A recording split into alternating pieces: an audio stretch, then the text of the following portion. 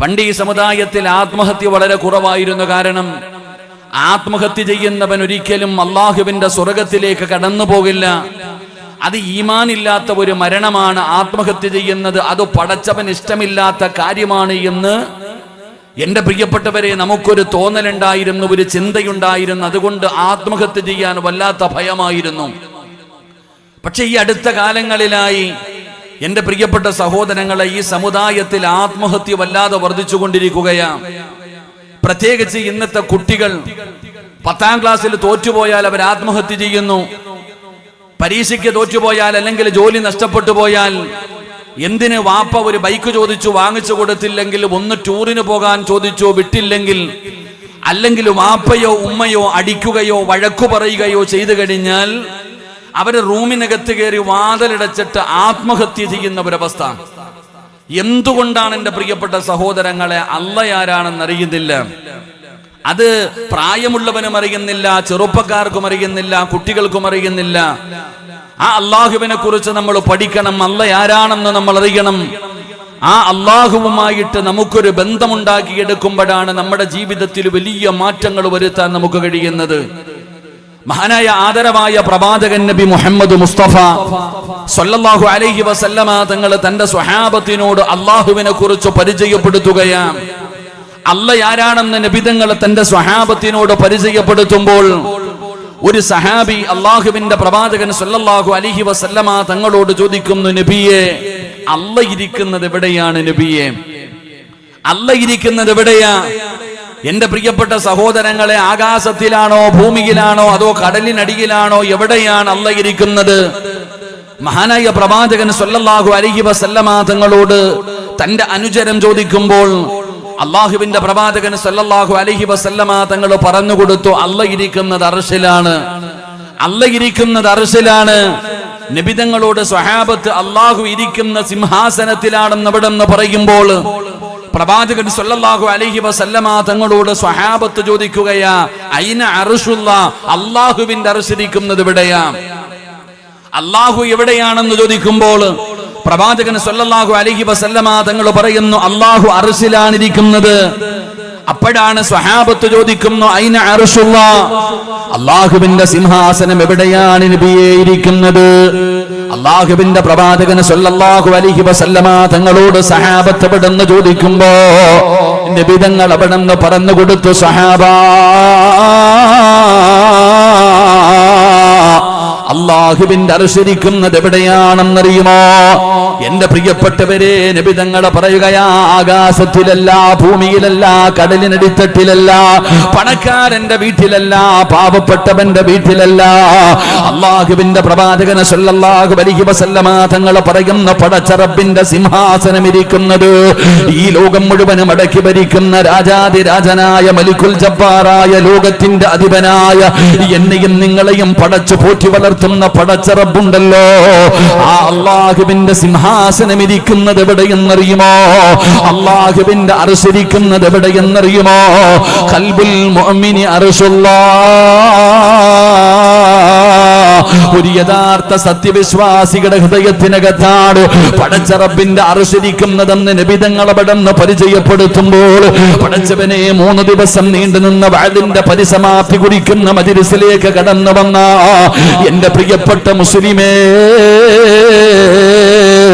നിന്റെ ഹൃദയത്തിനകത്ത് പടച്ച റബ്ബിന്റെ സിംഹാസനമുണ്ടോ? അല്ല നിന്റെ ഹൃദയത്തിനകത്തുണ്ടോ? അല്ല നമ്മുടെ ഹൃദയത്തിനകത്തുണ്ടോ? ഓരോ മനുഷ്യനും ഒന്ന് ചിന്തിച്ചു നോക്കടോ. അള്ളാഹുവിന്റെ പ്രവാചകൻ സല്ലല്ലാഹു അലൈഹി വസല്ലമ തങ്ങൾ തന്റെ സ്വഹാബത്തിനോട് ഇത് പറയുമ്പോ നബി തങ്ങളുടെ മുമ്പിലിരുന്ന സ്വഹാബത്ത് കരയുകയാ. അള്ളാഹുവിന്റെ പ്രവാചകന്റെ മുമ്പിലിരുന്ന് കൊണ്ട് സ്വഹാബത്ത് കരയുമ്പോ നബി തങ്ങൾ ചോദിക്കുന്ന, സ്വഹാബാ, എന്തിനാണ് കരയുന്നത്? എന്തിനാണ് കരയുന്നത്? എന്തു പറ്റി സ്വഹാബാ? യാ റസൂലല്ലാഹ്, അല്ലാഹുവിന്റെ നബിയേ, ഞങ്ങളുടെ ഹൃദയത്തിനകത്ത് പടച്ച റബ്ബിന്റെ അർശുണ്ടോ? അല്ലാഹ് ഞങ്ങളുടെ ഹൃദയത്തിനകത്തുണ്ടോ? പടച്ചവനെ തിരിച്ചറിയാൻ വല്ല അടയാളവുമുണ്ടോ? അല്ലാഹുവിന്റെ പ്രവാചകൻ സ്വല്ലല്ലാഹു അലൈഹി വസല്ലമ തങ്ങളോട് സഹാബത്ത് എവിടെന്ന് ചോദിക്കുമ്പോ നബി തങ്ങൾ പറഞ്ഞു കൊടുക്കുകയാണ്, അല്ലാഹു ഹൃദയത്തിനകത്തുള്ള ഒരു മനുഷ്യന്റെ അടയാളങ്ങൾ എവിടെന്ന് പറഞ്ഞു കൊടുക്കുകയാ. അതുകൊണ്ട് വഅദ് കേൾക്കാമെന്ന മുസ്ലിമേ, താടിയുള്ള തടമ്പുള്ള ഹജ്ജ് ചെയ്ത ഉംറ ചെയ്ത നിസ്കരിക്കുന്ന പടച്ചവനെ ഹിജാബ് ധരിച്ചുകൊണ്ട് കയ്യിൽ തസ്ബീഹും പിടിച്ച് ദിക്ർ പറയുന്ന പെങ്ങള്, എല്ലാവർക്കും അല്ലാഹനെ ഇഷ്ടമാണ്. നമ്മളെല്ലാവരും അല്ലാഹുവിനെ ഇഷ്ടപ്പെടുന്നുണ്ട്, എല്ലാവരും പടച്ചവനെ ഇഷ്ടപ്പെടുന്നവരാണ്. പക്ഷേ പടച്ചവൻ നമ്മളെ തിരിച്ച് ഇഷ്ടപ്പെടുന്നുണ്ടോ? നമ്മളിൽ ആരെയാണ് അല്ലാഹ് ഇഷ്ടപ്പെടുന്നത്? നമ്മളിൽ ആരെയാണ് അല്ലാഹ് ഇഷ്ടപ്പെടുന്നത്?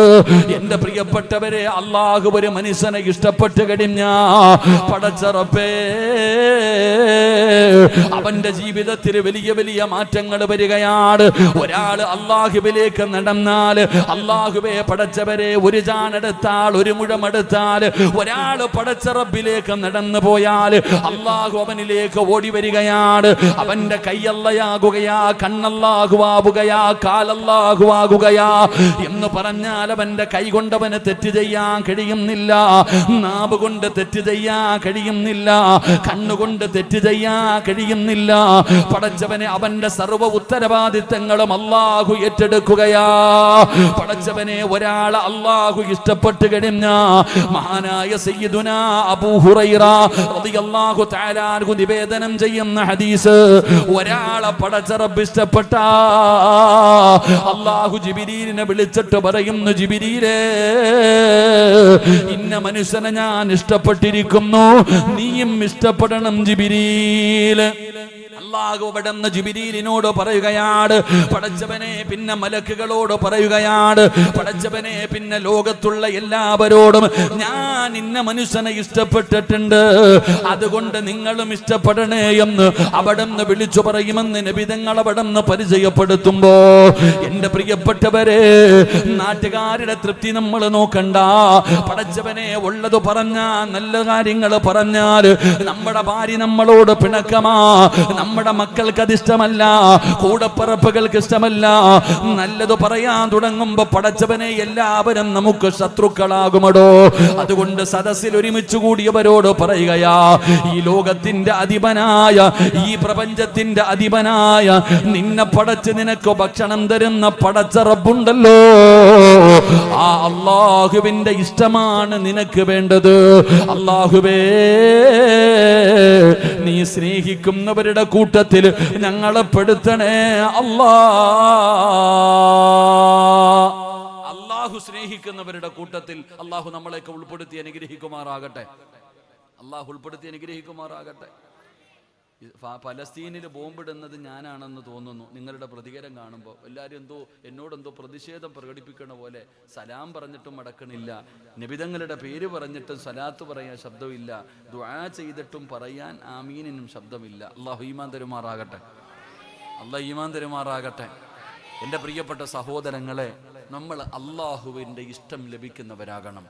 അല്ല നമ്മളെ ഇഷ്ടപ്പെടണമെങ്കിൽ എന്താ വഴി?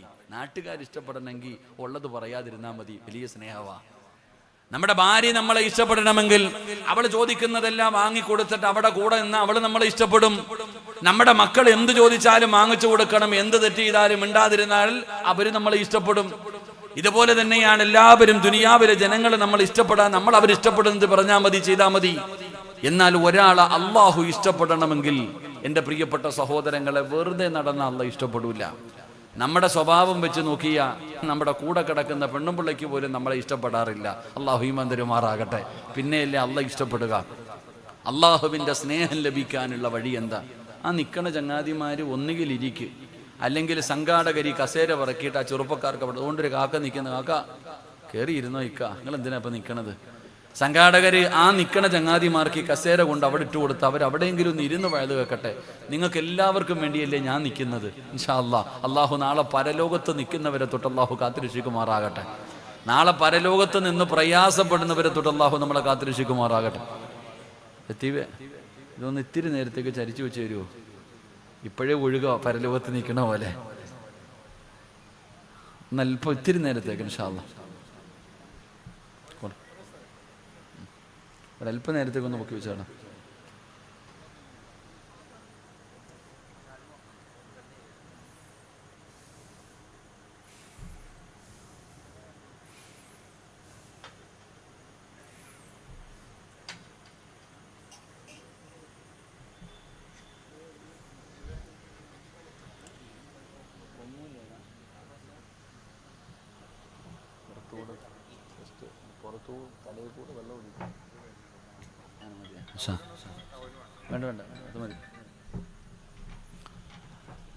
എന്റെ പ്രിയപ്പെട്ട സഹോദരങ്ങളെ, ഇവിടെ ഇത്ര ചൂടാണെങ്കിൽ പരലോകത്തെ അവസ്ഥ ചിന്തിച്ചിട്ടുണ്ടോ?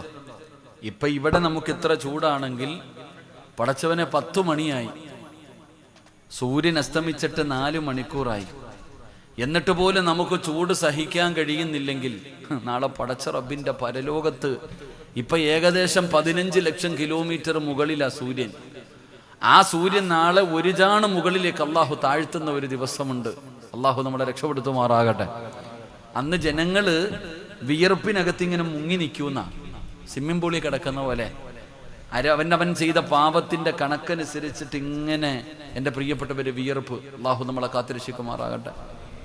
വയത് കേൾക്കാൻ പ്രമാണിമാരില്ലെങ്കിലും പ്രാണി ഇഷ്ടം പോലെ ഉണ്ട് കേട്ടാ. അൽഹംദുലില്ലാഹ് എന്നും പറഞ്ഞിട്ട് നിങ്ങളാരെയും ഞാൻ വെറുതെ വിടത്തില്ല. ഇന്ന് എല്ലാവരും അവരവരെ കൊണ്ട് കഴിയുന്നത് തന്നിട്ട് വേണം പോകാൻ. ഇന്ന് അവസാനം സംഘാടകർ വന്നപ്പോഴേ പറഞ്ഞു, ഉസ്താദെ മദ്രസ കെട്ടണം, മാക്സിമം നോക്കണമെന്നാണ് പറഞ്ഞിരിക്കുന്നത്. ഞാനപ്പോൾ ഓർമ്മ വരുന്നത്, നമ്മൾ ഈ റോഡിലൂടെ പോകുമ്പോൾ കരിമ്പ് ജ്യൂസ് അടിക്കുന്ന ഒരു സ്ഥലമുണ്ട്. ആ ചങ്ങാതിയുടെ മുമ്പിൽ പോയാൽ ആ ചങ്ങാതി കരിമ്പ് അങ്ങോട്ട് വെച്ച് അടിക്കും. അടിച്ചടിച്ച് അതിൻ്റെ സർവ്വ ചാറും ഊറ്റിയെടുത്തിട്ട് അവസാനം ഒരു നാരങ്ങ അങ്ങോട്ട് മുറിക്കും. എന്നിട്ട് ഒരു കഷ്ണം ഇഞ്ചി എടുക്കും, അതിനിടയിലൂടെ കയറ്റി വെച്ചിട്ട് പിന്നീട് ഒരടിയുണ്ട്. എൻ്റെ പ്രിയപ്പെട്ടവരെ, ഇതുപോലെയായി ഇനി ഞാനിവിടെ പിരിക്കേണ്ട അവസ്ഥ. അതുകൊണ്ട് എൻ്റെ സഹോദരിമാരെ, ആകെ ഉള്ളത് സ്വർണ്ണമാണ്, അത് ഊരി തന്നോളി. ഇൻഷാ അല്ലാഹ് ഞാൻ ദുആ ചെയ്യാം. അള്ളാഹു ബർക്കത്ത് ചെയ്യുമാറാകട്ടെ. അള്ളാഹ് ബർക്കത്ത് ചെയ്യുമാറാകട്ടെ. എൻ്റെ പ്രിയപ്പെട്ട സഹോദരങ്ങളെ, സഹോദരിമാരെ, അള്ളാഹുവിൻ്റെ സ്നേഹം വേണോ? നാട്ടുകാരുടെയല്ല, വീട്ടുകാരുടെയല്ല, കുടുംബക്കാരുടെയല്ല, ഫ്രണ്ട്സുകളുടെയല്ല. ഈ ലോകത്തിന്റെ അധിപനായ അള്ളാഹു നിന്നെ സ്നേഹിക്കണോ? അള്ളാഹുവിന്റെ സ്നേഹം കിട്ടാനുള്ള വഴി അല്ല തന്നെ പറഞ്ഞു തരികയാ. അള്ളാഹു ഇഷ്ടപ്പെടുന്നവരുടെ കൂട്ടത്തിൽ പെടാൻ നിനക്ക് ആഗ്രഹമുണ്ടോ? അതിനുള്ള വഴി അള്ളാഹു തന്നെ പറഞ്ഞു തരികയാണ്. എന്റെ പ്രിയപ്പെട്ടവരെ, പടച്ച റബ്ബിന്റെ സ്നേഹം കിട്ടാനുള്ള വഴി എന്തെന്നറിയുമോ? എന്നീ വയത് കേൾക്കാമെന്നവരോട് പറയുകയാണ്, ഇന്നിവിടെ നിന്ന് ഇറങ്ങിപ്പോകുമ്പോ അള്ളാഹു ഇഷ്ടപ്പെട്ട മനുഷ്യനായിട്ട് വേണം ഇവിടെ നിന്ന് ഇറങ്ങി പോകാറ്. അല്ലാതെ ഒരാൾ പോലും ഇവിടെ നിന്ന് ഇറങ്ങി പോകരുത്. ഇന്നത്തോടെ വയത് അവസാനിക്കുകയാണ്. അതുകൊണ്ട് ഇവിടെ നിന്ന് ഇറങ്ങി പോകുമ്പോ പടച്ച റബ്ബിന്റെ സ്നേഹം ലഭിച്ചവനെ പോലെ വേണം ഈ ദുനിയാവിലെ സ്വർഗത്തിൽ നിന്ന് ഇറങ്ങി പോകാറ്. ഈ പോകുന്ന വഴിയിൽ നീ മരിച്ച സ്വർഗത്തിലാണ്. അങ്ങനെ ഒരവസ്ഥയിൽ വേണം നമുക്കിവിടെ നിന്ന് ഇറങ്ങി പോകാ. അല്ലാഹുവേ, അതിനുള്ള ഭാഗ്യം തരണേ അല്ലാ. അതുകൊണ്ട് പടച്ച റബ്ബിന്റെ സ്നേഹം കിട്ടാനുള്ള ഒന്നാമത്തെ വഴി എന്തെന്നറിയുമോ? ഈ സദസ്സിലിരിക്കുന്ന എന്റെ പ്രിയപ്പെട്ട സഹോദരങ്ങളോട്, സഹോദരിമാരോട് പറയുകയാ, നമ്മുടെ ജീവിതത്തിൽ ഒരുപാട് പാപം ചെയ്തവരാണ്. പാപം ചെയ്യാത്ത ഒരു മനുഷ്യനുമില്ല. ഇവിടെ ഇരിക്കുന്ന ഞാനാകട്ടെ, അല്ലെങ്കിൽ സ്റ്റേജിലിരിക്കുന്നവരാകട്ടെ, പുറത്തിരിക്കുന്നവരാകട്ടെ, നമ്മളെല്ലാവരും ജീവിതത്തിൽ പാപം ചെയ്യുന്നവരാണ്. പാപം ചെയ്യാത്ത ഒരു മനുഷ്യനുമില്ല, തെറ്റു ചെയ്യാത്ത ഒരു മനുഷ്യനുമില്ല. എല്ലാവരും പാപം ചെയ്യുന്നവരാണ്. കാരണം നബി തങ്ങൾ പറഞ്ഞു, കുല്ലു ബനി ആദമ ഖതാഉൻ വ ഖൈറുൽ ഖതാഈന അത്തവാബൂൻ. ആദമിന്റെ സന്താനങ്ങൾ മുഴുവനും പാപം ചെയ്യുന്നവരാണ്. ആ പാപം ചെയ്യുന്നവരിൽ ഏറ്റവും നല്ലവരാരെന്നറിയുമോ? പാപം ചെയ്യാത്ത ഒരാളുമില്ലടോ. ഈ നിരന്നിരിക്കുന്നവരോട് ചോദിക്കട്ടെ, രാവിലെ ഉറക്കപ്പായിൽ നിന്ന് എഴുന്നേറ്റത് മുതൽ ഈ 10 മണി വരെ നീ ചെയ്ത പാപത്തെ കുറിച്ച് നിനക്ക് കണക്കുണ്ടോ? കണ്ണുകൊണ്ട് കണ്ടത് പാപമാണ്, ചെവി കൊണ്ട് കേട്ടത് പാപമാണ്, നാവ് കൊണ്ട് പറഞ്ഞത് പാപമാണ്, കൈ കൊണ്ട് പിടിച്ചത് പാപമാണ്, കാലുകൊണ്ട് നടന്നു പോയത് പാപത്തിലേക്കാണ്, ഹൃദയം കൊണ്ട് ചിന്തിച്ചത് പോലും പാപമാണ്. ഇന്നത്തെ ഒരു ദിവസം ചെയ്ത പാപത്തിന്റെ കണക്ക് പോലും എനിക്കും നിങ്ങൾക്കും അറിയുന്നില്ലെങ്കിൽ അതാ 25, 30, 35, 40, 50, 60 വയസ്സ് വരെയുള്ള ഈ സദസ്സിൽ ഒരുമിച്ച് കൂടിയ ഉപ്പമാരേ, ഉമ്മമാരേ, പ്രായപൂർത്തിയായ അന്നു മുതൽ ഇന്നു വരെ ചെയ്തു പോയ പാപങ്ങളുടെ കണക്ക് നീ എന്തു ചെയ്യാനാ? എവിടെ പോയി പറയാനാ? പടച്ചവനെ അല്ലാഹു നിന്നോട് ചോദിക്കുമല്ലോ. നാളെ പടച്ച റബ്ബിന്റെ പരലോകത്ത് അല്ലാഹു പിടിച്ചു നിർത്തിയിട്ട് ഈ ചെയ്തു പോയ പാപങ്ങളുടെ കണക്കെടുക്കുന്ന ഒരു ദിവസമുണ്ടല്ലോ. അതുകൊണ്ട് വഅദ കേൾക്കാമെന്നവരോട് പറയുകയാ, ഹസിബൂ ഖബല അൻ തുഹാസബൂ. പടച്ചവനെ ഒരു വിചിന്തനം നല്ലതാണ്, സ്വന്തമായിട്ടൊരു വിലയിരുത്തൽ നല്ലതാണ്. അതുകൊണ്ട് സദസ്സിൽ ഒരുമിച്ച് കൂടിയവരോട് പറയുകയാ, യാ അയ്യുഹല്ലദീന ആമനൂ തൂബൂ ഇലല്ലാഹി തൗബതൻ നസൂഹാ. എന്റെ പ്രിയപ്പെട്ടവരെ, അല്ലാഹുവിന്റെ വിശുദ്ധമായ ഖുർആൻ ഇവിടെന്ന് പറയുകയാ, അതാ അല്ലാഹ് പറയുന്നു, യാ അയ്യുഹല്ലദീന ആമനൂ തൂബൂ ഇലല്ലാഹി തൗബതൻ നസൂഹാ അസാ റബ്ബുകും അയ്യുകഫിറ അൻകും സയ്യിആതികും.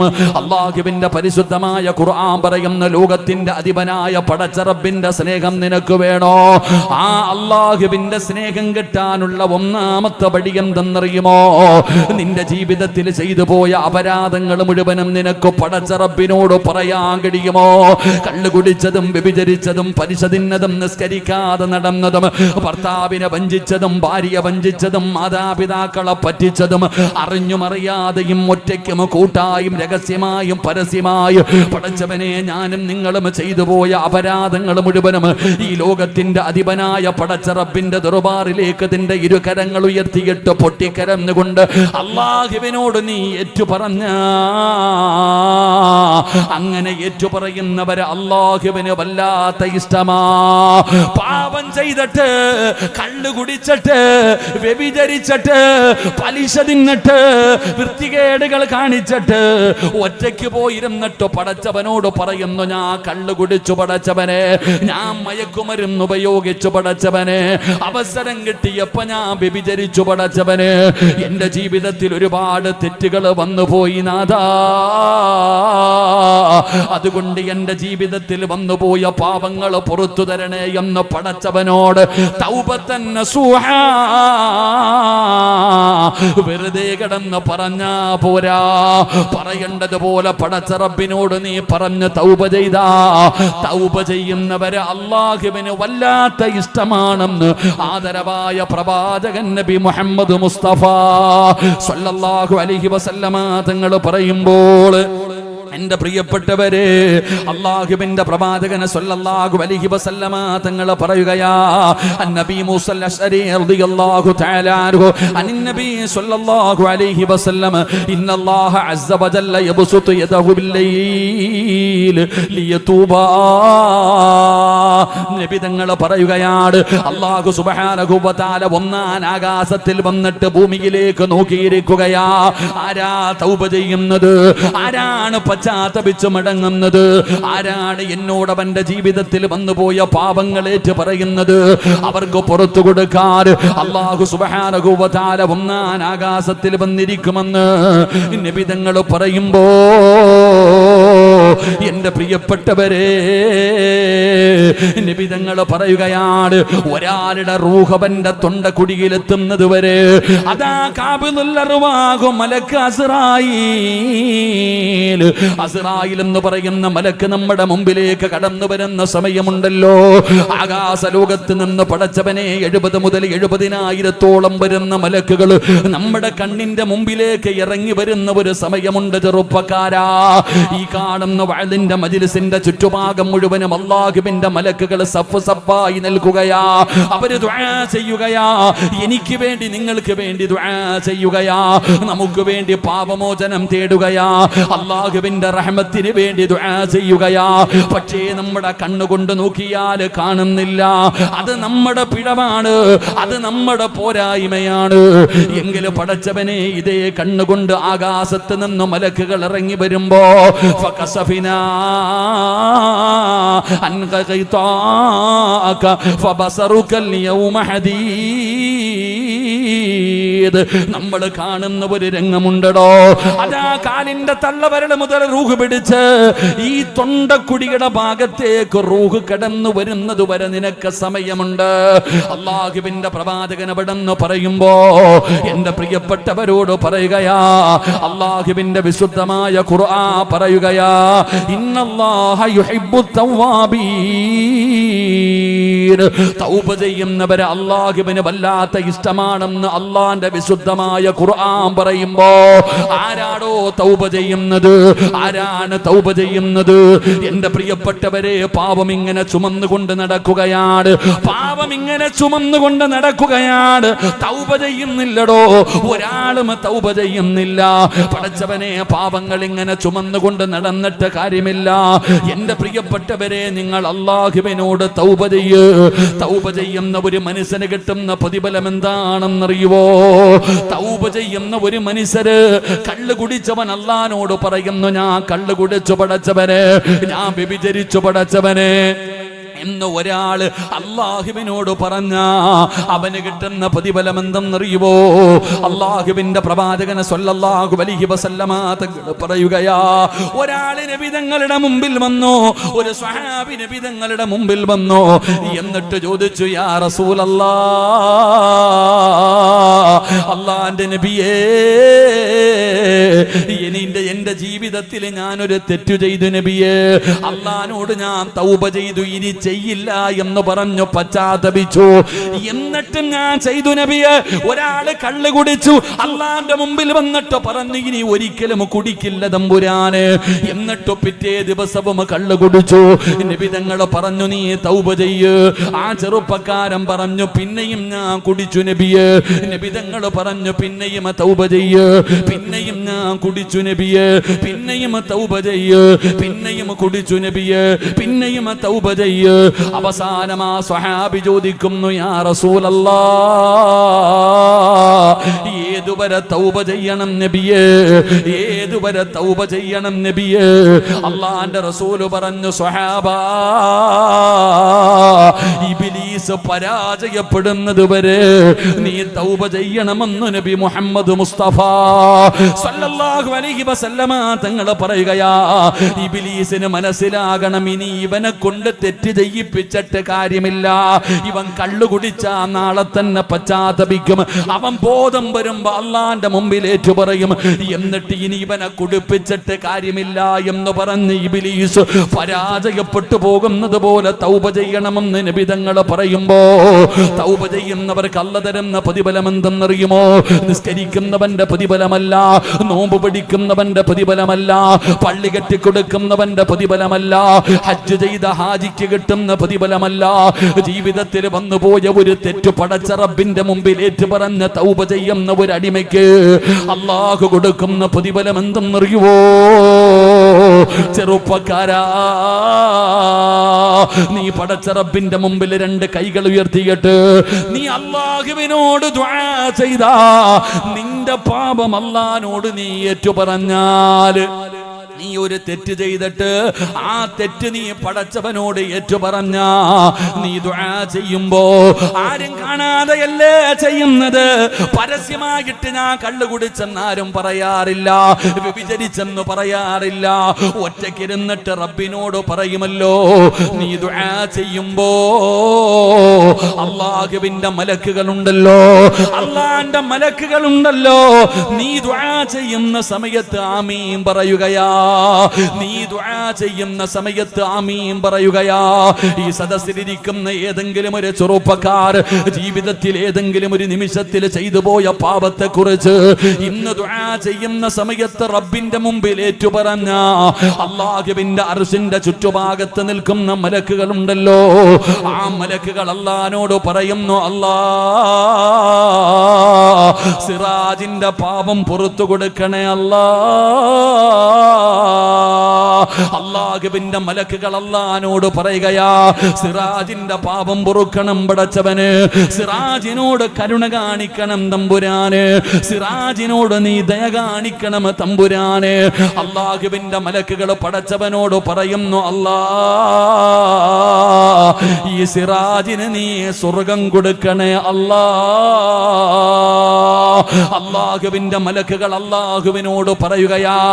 അതുമാത്രമല്ലടോ, അതുമാത്രമല്ലടോ, മലക്കുകൾ പിന്നെ പറയുന്നത് എന്തെന്നറിയുമോ? വമന സ്വലഹ മിൻ ആബാഇഹിം വഅസ്വാജിഹിം വദുരിയാതിഹിം. അല്ലാഹുവിനോട് പറയുന്ന, പടച്ചവനെ സിറാജിന് മാത്രം സ്വർഗം കൊടുത്താ പോരാ, സിറാജിന് മാത്രം സ്വർഗം കൊടുത്താ പോരാ, സിറാജിന് ജന്മം കൊടുത്ത ഒരു പിതാവുണ്ട് റബ്ബേ, ഇവന് വേണ്ടി തന്റെ ജീവിതം മാറ്റിവെച്ച ഒരു പിതാവുണ്ട് പടച്ചവനെ. 9.5 മാസക്കാലം ഗർഭം ചുമന്ന് മരണവേദനയുടെ വേദനയും നൊന്ത് പ്രസവിച്ച ഒരു ഉമ്മ സിറാജിനുണ്ട് പടച്ചവനെ. അല്ലാഹുവേ, സിറാജിന്റെ വാപ്പയ്ക്കും ഉമ്മയ്ക്കും നീ സ്വർഗം കൊടുക്കണേ അല്ലാഹ്. അല്ലാഹുവിന്റെ മലക്കുകൾ അല്ലാഹുവിനോട് ദുആ ചെയ്യുകയാ, സിറാജിന് സ്വർഗം കൊടുക്കണം, സിറാജിന്റെ ഉപ്പയ്ക്ക് സ്വർഗം കൊടുക്കണം, സിറാജിന്റെ ഉമ്മയ്ക്ക് സ്വർഗം കൊടുക്കണം. എന്നിട്ട് പറയുന്നു, നാഥാ വമന സലഹ മിൻ ആബാഇഹിം വഅസ്വാജിഹിം. സിറാജിന്റെ ദുഃഖത്തിലും സന്തോഷത്തിലും കൂടെ നിന്ന ഒരു ഭാര്യയുണ്ട് റബ്ബേ, അവനൊരു ഇണയുണ്ട് റബ്ബേ, ആ പെണ്ണിനും സ്വർഗം കൊടുക്കണേ അല്ലാഹ്. സിറാജിന്റെ ഭാര്യയ്ക്ക് സ്വർഗം കിട്ടാൻ അല്ലാഹുവിന്റെ മലക്കുകൾ ദുആ ചെയ്യുകയാണ്. തീരുന്നില്ലടോ. വമന സ്വലഹ മിൻ ആബാഇഹിം വഅസ്വാജിഹിം വദുരിയാതിഹിം. പടച്ചവനെ, സിറാജിന് 3 മക്കളുണ്ട് തമ്പുരാനെ, 3 മക്കളെ നീ കൊടുത്തല്ലോ അല്ലാഹ്. സിറാജ് സ്വർഗത്തിലാണ്, മാതാപിതാക്കൾ സ്വർഗത്തിലാണ്, സിറാജിന്റെ ഭാര്യയും സ്വർഗത്തിലാണ്. നാദാ, സിറാജിന്റെ മക്കൾക്കും നീ സ്വർഗം കൊടുക്കണേ അല്ലാഹ് എന്ന് മലക്കുകൾ അവിടുന്ന് ദുആ ചെയ്യുമെന്ന് വിശുദ്ധമായ ഖുർആൻ പറയുമ്പോ എന്റെ പ്രിയപ്പെട്ടവരോട് പറയുകയാണ്, പാപം ചുമക്കല്ലേ വാപ്പാ, 40ഉം 50ഉം 60ഉം കൊല്ലമായില്ലേ, മുടിയൊക്കെ നരച്ചില്ലേ ഉപ്പാ, മരണത്തിന്റെ അടയാളങ്ങൾ പലതും വന്നില്ലേ, എന്തിനാ ഇങ്ങനെ നടക്കുന്നത്, എപ്പോഴെവിടെ വെച്ചാണ് മരണം വരുന്നതെന്ന് നിനക്കറിയില്ലല്ലോ. അതുകൊണ്ട് വഅദ കേൾക്കാമെന്ന പെങ്ങള് മരിക്കുന്നതിന് മുമ്പ് തൗബ ചെയ്തിട്ട് വേണം മരിക്കാൻ. നബി തങ്ങൾ പറഞ്ഞല്ലോ, മരിക്കുന്നതിന് മുമ്പ് 5 കാര്യങ്ങൾ ചെയ്തു വെച്ചിട്ട് വേണം മരിക്കാൻ. അസ്റായിൽ എന്ന് പറയുന്ന മലക്ക് കടന്നു വരുമ്പോ 5 നന്മകൾ ചെയ്യാതെ മരിക്കല്ലേ. ആ 5 നന്മകളിൽപ്പെട്ട ഒരു നന്മ, നീ നിന്റെ ജീവിതത്തിൽ ചെയ്തു പോയ പാപങ്ങൾ മുഴുവനും പടച്ച റബ്ബിന്റെ മുമ്പിൽ ഏറ്റുപറഞ്ഞ് തൗബ ചെയ്ത് നിന്റെ പാപങ്ങൾ മുഴുവനും കഴുകിക്കളഞ്ഞിട്ട് വേണം നീ മരിക്കാൻ. അതുകൊണ്ട് എന്റെ പ്രിയപ്പെട്ടവരോട് പറയുകയാ, തൗബ ചെയ്യണേ സഹോദരാ, പശ്ചാത്തപിക്കണേ സഹോദരാ. പശ്ചാത്തപിക്കുന്നവന്, തൗബ ചെയ്യുന്നവന് അല്ലാഹുവിന് വല്ലാത്ത ഇഷ്ടമാണെന്ന് അല്ലാഹുവിന്റെ വിശുദ്ധ ഖുർആൻ. അല്ലാഹുവിന്റെ സ്നേഹം ലഭിക്കാനുള്ള ഒന്നാമത്തെ വഴി ജീവിതത്തിൽ വന്നുപോയ പിഴവുകൾ അള്ളാഹുവിന്റെ മുമ്പിൽ ഏറ്റുപറഞ്ഞ് തൗബ ചെയ്യണം. അള്ളാഹു നമുക്ക് ഭാഗ്യം തരുമാറാകട്ടെ. ഉറക്കെ പറ, അള്ളാഹു ഭാഗ്യം തരുമാറാകട്ടെ. എടോ, ജീവിതത്തിൽ തെറ്റ് ചെയ്യാത്ത ആരുമില്ല. ഞാനും ചെയ്യും, നിങ്ങളും ചെയ്യും. നമ്മളാരും മലക്കുകളൊന്നുമല്ല, മനുഷ്യന്മാരാ. നമ്മളൊക്കെ തെറ്റ് ചെയ്യുന്നവരാ. ചിലത് പിടിക്കുന്നു, ചിലത് പിടിക്കുന്നില്ല, അത്രയേ ഉള്ളൂ. ചിലത് അറിയുന്നു, ചിലത് അറിയുന്നില്ല, എത്രയേ ഉള്ളൂ. അപ്പൊ ജീവിതത്തിൽ വന്നുപോയ പിഴവുകൾ അള്ളാഹിനോട് പറയണം. അള്ളാഹുവിനോട് പറഞ്ഞു കഴിഞ്ഞാൽ അള്ളാഹു നമ്മുടെ പാപം പുറത്തു തരും. അള്ളാഹുവിന് നമ്മളോട് വല്ലാത്ത ഇഷ്ടം തോന്നും. അള്ളാഹു ഭാഗ്യം തരുമാറാകട്ടെ. അള്ളാഹു ഭാഗ്യം തരുമാറാകട്ടെ. തൗബ ചെയ്യുമോ എന്ന് ചോദിച്ചാൽ എല്ലാവരും പറയും, ഉസ്താദ് ഞാൻ ചെയ്യാറുണ്ട്. എല്ലാവരും തൗബ ചെയ്യുന്നവരാ. 27-ാം രാവിന്റെ അന്ന് കുളിച്ചൊരുങ്ങി പോവാ. എവിടെ പോവാടാ? തൗബ ചെയ്യാൻ പോവാ. അന്ന് മാത്രം എന്തോ പ്രത്യേകിച്ച് കിട്ടുന്ന ഒരു ദിവസം, അതുകൊണ്ട് എങ്ങനെ പോകുന്നത്? എടോ, എല്ലാവരും തൗബ ചെയ്യുന്നവരാ. തൗബ ചെയ്താൽ കിട്ടുന്ന പ്രതിഫലം എന്താ? തൗബ ചെയ്യാതെ ഒരു മനുഷ്യൻ മരിക്കരുത്. തൗബ ചെയ്യാതെ ഒരു മനുഷ്യൻ മരിക്കരുത്. ഒരാൾ തൗബ ചെയ്തിട്ടാണ് മരിക്കുന്നതെങ്കിൽ അവന്റെ ജനാസ തിരുവിഴാങ്കുന്നിലെ ഈ പള്ളിയിലേക്ക് കൊണ്ടുപോകുമല്ലോ, തിരുനാവായിലെ പള്ളിയിൽ കൊണ്ടുപോകും. നിന്റെ ജനാസ നിസ്കാരം കഴിഞ്ഞിട്ട് ആ പള്ളിപ്പറമ്പിൽ ഒരുക്കിയിട്ടിരിക്കുന്ന ഖബറിലേക്ക് നിന്റെ ജനാസ ആ പള്ളിപ്പറമ്പിലേക്ക് കൊണ്ടിറങ്ങുമ്പോ ആ പള്ളിപ്പറമ്പിൽ കിടക്കുന്ന ഖബറാളികൾക്ക് പെരുന്നാളിന്റെ സന്തോഷമാണ്. തൗബ ചെയ്ത ഒരു മനുഷ്യന്റെ ജനാസ പള്ളിപ്പറമ്പിലേക്ക് ഖബറടക്കാൻ വേണ്ടി കൊണ്ടുപോകുമ്പോൾ ഖബറാളികൾക്ക് സന്തോഷമാണ്. എന്തുകൊണ്ട്? എൻ്റെ പ്രിയപ്പെട്ടവരെ, തൗബ ചെയ്ത ഒരു മനുഷ്യന്റെ ഖബറിന്റെ ചാരത്ത് കിടക്കുന്നവർക്ക് പോലും അള്ളാഹു പുറത്തു കൊടുക്കും. മഹാന്മാരുടെ ഖബറിന്റെ അടുക്കലല്ല, ഔലിയാക്കന്മാരുടെയോ ഹാഫിളീങ്ങളുടെയോ ആലിമീങ്ങളുടെ കഥ പറയുകയല്ല. ഈ സദസ്സിലിരിക്കുന്ന ഏതെങ്കിലും ഒരു പെണ്ണ് ഇന്ന് രാത്രി തൗബ ചെയ്തു, ഇന്ന് രാത്രി നീ മരണപ്പെട്ടു, നാളെ നിന്റെ ജനാസ ഇവിടുത്തെ പള്ളിപ്പറമ്പിൽ കൊണ്ടുപോകുമ്പോൾ നിനക്ക് കിട്ടുന്ന പ്രതിഫലമല്ല, നിന്റെ അടുത്ത് കിടക്കുന്നവർക്ക് പോലും അള്ളാഹു പുറത്തു കൊടുക്കും. നിന്റെ ബർക്കത്ത് കൊണ്ട്. അള്ളാഹു ഈമാൻ തരുമാറാകട്ടെ. അള്ളാഹ് ഈമാൻ തരുമാറാകട്ടെ. നിന്നെ കാണാൻ എല്ലാവരും കാത്തു നിൽക്കും. നിന്നെ കാണാൻ എല്ലാവരും കാത്തു നിൽക്കും. അവർക്ക് വലിയ സന്തോഷമാ. എന്ന തൗബ ചെയ്യാതെ ഒരു ജനാസ കൊണ്ടുപോയാൽ ആ പള്ളിപ്പറമ്പിൽ കിടക്കുന്നവര് മുഴുവനും നിന്നെ ശപിക്കും. കളഞ്ഞല്ലോടാ, നഷ്ടപ്പെടുത്തി കളഞ്ഞല്ലോ. നീ അല്ലേടാ എൻ്റെ മയ്യത്ത് കുളിപ്പിച്ചേ. നീ ഉണ്ടായിരുന്നല്ലോ കഫം പൊതിയാൻ, നീയും നിസ്കരിക്കാനുണ്ടായിരുന്നല്ലോ. എന്നെ കൊണ്ടുവന്ന് ഖബറിൽ ഇറക്കി വെച്ചപ്പോ നീ അല്ലേടാ ഇറങ്ങിയത്. എന്നിട്ട് നീ എൻ്റെ മുകളിൽ പലക നിരത്തി, നീയും മണ്ണ് വാരിയിട്ടു. എടാ, എനിക്ക് പറ്റിയില്ല തൗബ ചെയ്യാൻ, നിനക്ക് അല്ലാഹു അവസരം തന്നല്ലോ, എന്നിട്ടും നീ ചെയ്തില്ലല്ലോ. നിന്നെ ആ ഖബറാളികൾ മുഴുവനും ശപിക്കും. അല്ലാഹു നമ്മളെ കാക്കുമാറാകട്ടെ. അല്ലാഹു നമ്മളെ കാക്കുമാറാകട്ടെ. അതുകൊണ്ട് എൻ്റെ പ്രിയപ്പെട്ടവരോട് പറയുന്ന തൗബ എന്ന് പറഞ്ഞാൽ എന്താ? തൗബ എന്ന് പറഞ്ഞാൽ എന്താ? അത് നിലവിളിയോ അല്ലെങ്കിൽ വല്ല പ്രഹസനങ്ങളോ ഒന്നുമല്ല തൗബ എന്ന് പറയുന്നത്. തൗബ എന്ന് പറയുന്നത് എൻ്റെ പ്രിയപ്പെട്ട സഹോദരങ്ങളെ, അത് പറയുന്നത് ഒരു വാക്കാണെങ്കിലും ആ പറയുന്ന വാക്കിൽ ഇഖ്ലാസ് ഉണ്ടാകണം. ആ പറയുന്ന വാക്കിൽ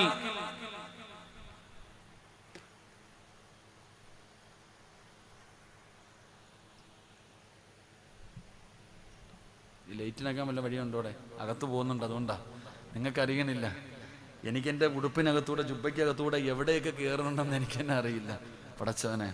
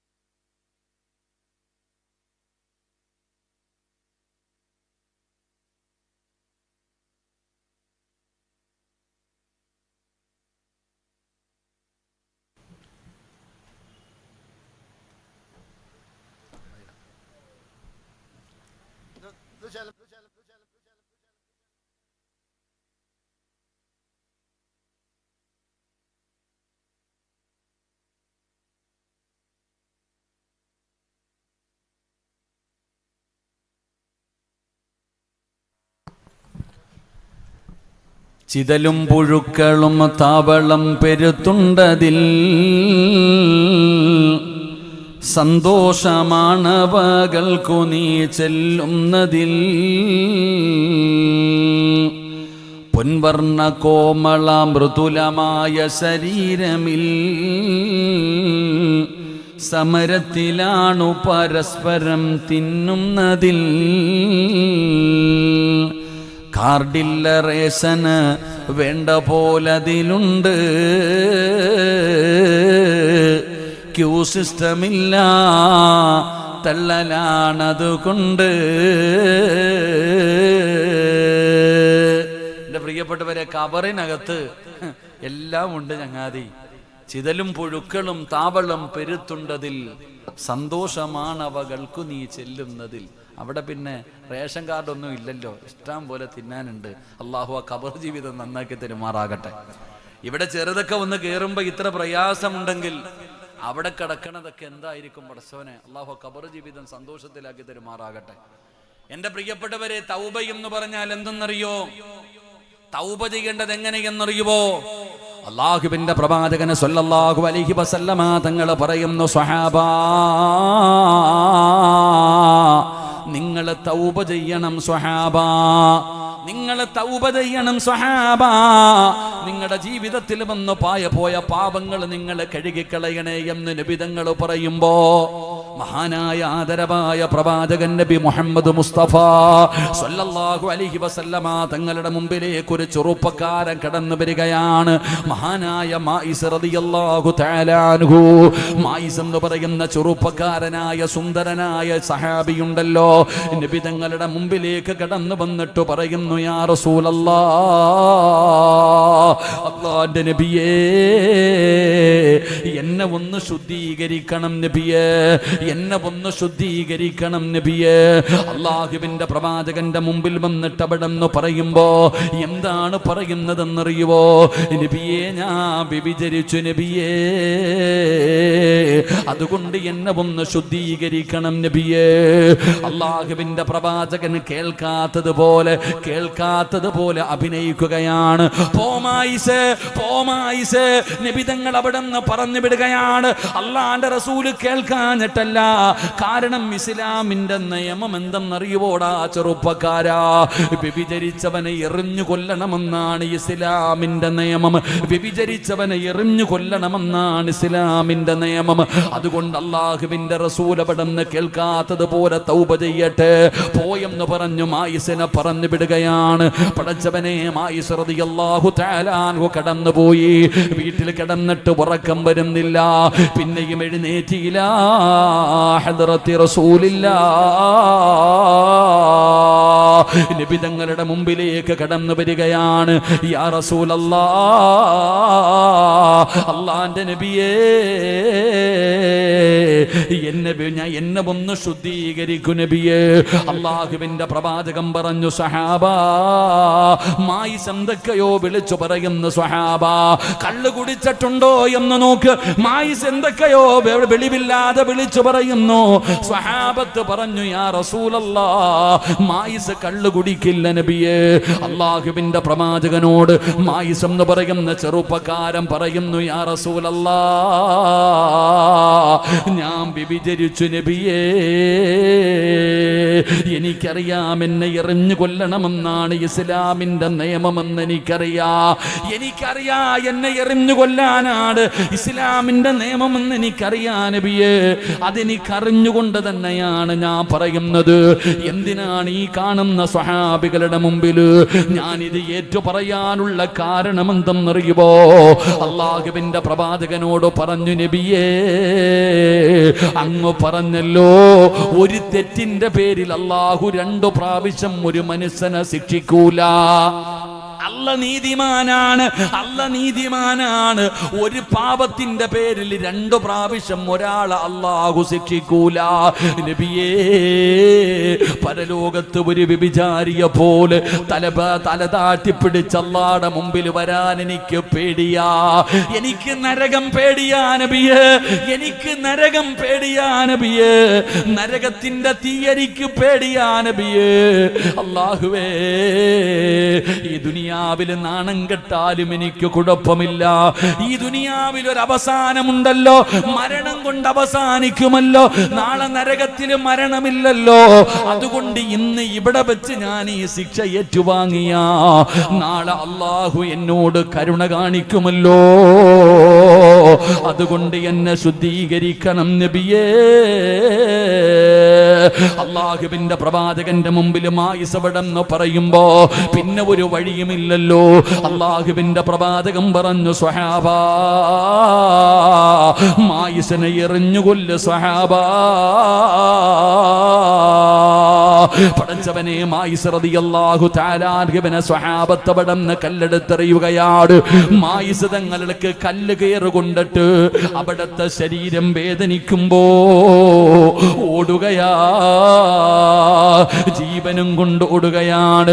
നബി തങ്ങളോട് സ്വഹാബത്ത് പറഞ്ഞു, നബിയേ മായിസ് ഓടി രക്ഷപ്പെട്ടു നബിയേ. നബി തങ്ങളൊന്നും മിണ്ടിയില്ല. എവിടെയെങ്കിലും പോയി ജീവിക്കട്ടെ, എവിടെയെങ്കിലും പോയി തൗബ ചെയ്തിട്ട് ജീവിക്കട്ടെ. അല്ലാഹുവിന്റെ പ്രവാചകനൊന്നും മിണ്ടാതെയിരുന്നു. കുറച്ചു കഴിയുമ്പോ ശരീരത്തിലൂടെ രക്തമൊലിപ്പിച്ചുകൊണ്ട് ഇലാ ഹദ്റത്തി റസൂലില്ലാഹ് നബി തങ്ങളുടെ മുമ്പിലേക്ക് കടന്നു വരികയാ. യാ റസൂലല്ലാഹ്, ശരീരം വേദനിച്ചപ്പോ അറിയാതെ ഓടിയതാണ് നബിയേ. അതുകൊണ്ട് ഒരു കുഴി കുത്തിയിട്ട് ആ കുഴിക്കകത്ത് ഇറക്കി നിർത്തിയിട്ട് എന്നെ എറിഞ്ഞു കൊല്ലാ പറ നബിയേ. ഓടാൻ കഴിയില്ലല്ലോ, എത്രയെന്ത് വേദനിച്ചാലും ഓടാൻ കഴിയില്ലല്ലോ. അതുകൊണ്ട് ഒരു കുഴിക്കകത്ത് ഇറക്കി നിർത്തിയിട്ട് എന്നെ എറിഞ്ഞു കൊന്നിട്ട് എന്നെ ഒന്ന് ശുദ്ധീകരിക്കു നബിയേ. അള്ളാഹുവിന്റെ പ്രവാചകനോട് മായിസ് എന്ന് പറയുന്ന ചെറുപ്പക്കാരൻ പറയുമ്പോ ഈ സദസ്സിൽ ഒരുമിച്ച് കൂടിയ ഉപ്പമാരോട് എനിക്ക് പറയാറുള്ളത്, മായിസ് എന്ന് പറയുന്ന ചെറുപ്പക്കാരൻ അവിടെ നിന്ന് ഏറുകൊണ്ട് മരിക്കുകയാണ്. ആ മായിസ് റളിയല്ലാഹു തആല അൻഹുവിന്റെ ഖബറുണ്ടല്ലോ, ആ ഖബറിന്റെ ചാരത്തുകൂടെ ഒരിക്കൽ നബി തങ്ങളും സ്വഹാബത്തും ഇങ്ങനെ നടന്നു വരുമ്പോ ഒരു സ്വഹാബി മറ്റൊരു സ്വഹാബിയോട് പറയുകയാ, ഇത് വ്യഭിചാരത്തിന്റെ പേരിൽ എറിഞ്ഞു കൊല്ലപ്പെട്ട അതാ മായിസിന്റെ ഖബറാ. മായിസ് തങ്ങളെ കുറിച്ച് എന്തോ ഒരു മോശമായ വാക്ക് പറയുന്നത് കേട്ടപ്പോ അള്ളാന്റെ റസൂല് പറഞ്ഞു, സഹാബാ നിങ്ങൾക്കറിയാത്തത് നിങ്ങൾ പറയല്ലേ, നിങ്ങൾക്കറിയാത്തത് നിങ്ങൾ പറയല്ലേ. മായിസിന്റെ തൗബയോളം വലുപ്പമുള്ള വേറെ ഒരു തൗബയുമില്ല. മായിസ് സ്വർഗത്തിലാ സഹാബാ, മായിസ് സ്വർഗത്തിലാ സഹാബാ. ചെറുപ്പക്കാരാ, തൗബ എന്ന് പറയുന്നത് ഇതിനാട്. ശബ്ദം കേൾക്കുന്ന പെങ്ങളെ, ഈ ചരിത്രം കേട്ടപ്പോ രണ്ടാമതൊരു പ്രതിയുണ്ടല്ലോ, വ്യഭിചരിച്ച പെണ്ണുണ്ടല്ലോ. ആ പെണ്ണ് നബി തങ്ങളുടെ മുമ്പിലേക്ക് വരികയാണ്. യാ റസൂലല്ലാഹ്, നബി തങ്ങളുടെ മുമ്പിൽ വന്നിട്ട് പറയുകയാര്, ഞാനാണ് രണ്ടാമത്തെ പ്രതി. എന്റെ വയറ്റിൽ കിടക്കുന്ന കുഞ്ഞു മായിസിന്റെ കുഞ്ഞാണ് നബിയേ. അള്ളാഹുവിന്റെ പ്രവാചകൻ പറഞ്ഞു, നീ ഗർഭിണിയാണ്, പ്രസവിച്ചിട്ട് വാ. നബി തങ്ങൾ അവിടെ നിന്ന് പറഞ്ഞു വിടുകയാണ്. കാരണം ഒരു പെണ്ണ് 9.5 മാസക്കാലം ഗർഭം ചുമന്ന് മരണവേദനയുടെ വേദനയും നൊന്ത് പ്രസവിച്ച തന്റെ ചോര കുഞ്ഞിനെ കണ്ടാ മനസ്സു മാറുമല്ലോ. അള്ളാന്റെ റസൂൽ അതുകൊണ്ട് പറഞ്ഞു വിടുകയാണ്. പക്ഷേ ആ പെണ്ണിന്റെ മനസ്സ് മാറിയില്ല. അവിടെ നിന്ന് പ്രസവിച്ചിട്ട് ചോരക്കുഞ്ഞുമായിട്ട് മുത്തുനബിയുടെ മുമ്പിൽ കടന്നു വരികയാണ്. പ്രസവം കഴിഞ്ഞു നബിയേ, ഇത് എനിക്കുള്ള ശിക്ഷതാ നബിയേ, എന്നെ ഒന്ന് ശുദ്ധീകരിക്കു നബിയേ. അള്ളാഹുവിന്റെ പ്രവാചകൻ പറഞ്ഞു, കുഞ്ഞിന് പാല് കൊടുക്കണമല്ലോ. നിന്റെ കുഞ്ഞു ഭക്ഷണം കഴിക്കാൻ തുടങ്ങുമ്പോ നീ വാ. കടച്ചവനെ ആ കുഞ്ഞിന്റെ ചിരിയും കളിയുമെല്ലാം കണ്ടാ ഉമ്മാടെ മനസ്സു മാറുമല്ലോ, ജീവിക്കാൻ കൊതി തോന്നുമല്ലോ. നബി തങ്ങൾ അവിടെ നിന്ന് പറഞ്ഞു വിടുകയാണ്. പടച്ചവനെ, അതാ തന്റെ കുഞ്ഞു ഭക്ഷണം കഴിക്കാൻ തുടങ്ങുമ്പോ നബി തങ്ങളുടെ മുമ്പിൽ കൊണ്ടുവന്നിട്ട് കാണിച്ചു കൊടുക്കുന്നു, നബിയേ എന്റെ കുഞ്ഞു ഭക്ഷണം കഴിക്കാൻ തുടങ്ങി നബിയേ. എന്റെ പ്രിയപ്പെട്ടവരെ, ഇതിനാണ് തൗബ എന്ന് പറയുന്നത്. അതുകൊണ്ട് വഅദ കേൾക്കാമെന്ന ചെറുപ്പക്കാരാ, മോനെ, ഈ സമുദായത്തിൽ കള്ളുകുടിയും കഞ്ചാവും ഒക്കെ വല്ലാതെ വർദ്ധിക്കുകയാ. മയക്കുമരുന്ന് ഉപയോഗം ഈ സമുദായത്തിൽ വല്ലാതെ കാർന്നു തിന്നുകൊണ്ടിരിക്കുകയാണ്. അതുകൊണ്ട് എന്റെ പ്രിയപ്പെട്ട യുവത്വത്തിനോട് പറയുകയാ, എടാ മോനെ, കള്ള് കുടിക്കുന്നതും കഞ്ചാവടിക്കുന്നതും MDM ഉപയോഗിക്കുന്നതും അത് ആണത്തെ മോനെ, അത് നിസ്സാരമായി കാണേണ്ട ഒരു പാപമല്ലടാ. എന്റെ ചെറുപ്പക്കാർക്ക് അതിന്റെ ഗൗരവം അറിയാഞ്ഞിട്ടാ, അതിന്റെ ഗൗരവം നിനക്കറിയാഞ്ഞിട്ടാണ്. മഹദിയായ ആയിഷ ബീബി റളിയല്ലാഹു തആല അൻഹ പറയുകയാ, മോനെ, കള്ള് കുടിക്കുന്നവൻ ഒരിക്കലും സ്വർഗത്തിൽ കിടക്കൂല. ഒരു തുള്ളി കള്ള് നിന്റെ തൊണ്ടയ്ക്ക് താഴെ ഇറങ്ങിയിട്ടുണ്ടോ, അള്ളാന്റെ സ്വർഗത്തിലേക്ക് നീ കിടക്കുമെന്ന് കരുതണ്ട. പടച്ചവനെ, നിങ്ങൾക്കറിയുമോ അതിന്റെ ഗൗരവം മനസ്സിലാക്കാൻ ഞാൻ പറഞ്ഞു തരാ. പടച്ചവനെ, കള്ള് കുടിക്കുന്ന ഒരുത്തിന് നിന്റെ മക്കളെ നീ വിവാഹം കഴിച്ച് കൊടുക്കാൻ പാടില്ല. ആയിഷ ബീബി റളിയല്ലാഹു തആല അൻഹ പറയുകയാ, കള്ള് കുടിക്കുന്ന ഒരാൾക്ക് പടച്ചവനെ നിങ്ങളുടെ മക്കളെ വിവാഹം കഴിച്ചു കൊടുക്കരുത്, അവനോട് സലാം പറയരുത്, അവൻ രോഗിയായി കിടന്നാ കാണാൻ പോകരുത്, നിങ്ങൾ ആരും ഒരുരുള ഭക്ഷണം പോലും അവന് കൊടുക്കല്ലേ. കള്ളു കുടിച്ച തൗബ ചെയ്യാതെ പടച്ചവനെ മറന്ന് നടക്കുന്ന ഒരുത്തന് അവൻ മരിച്ചാൽ അവന്റെ ജനാസ പടച്ചവനെ ആ ജനാസയുടെ പുറകിൽ പോകും നടക്കരുതെന്നാണ് എന്റെ പ്രിയപ്പെട്ട സമുദായം എന്നതിനടിമകളായിരിക്കുകയാ.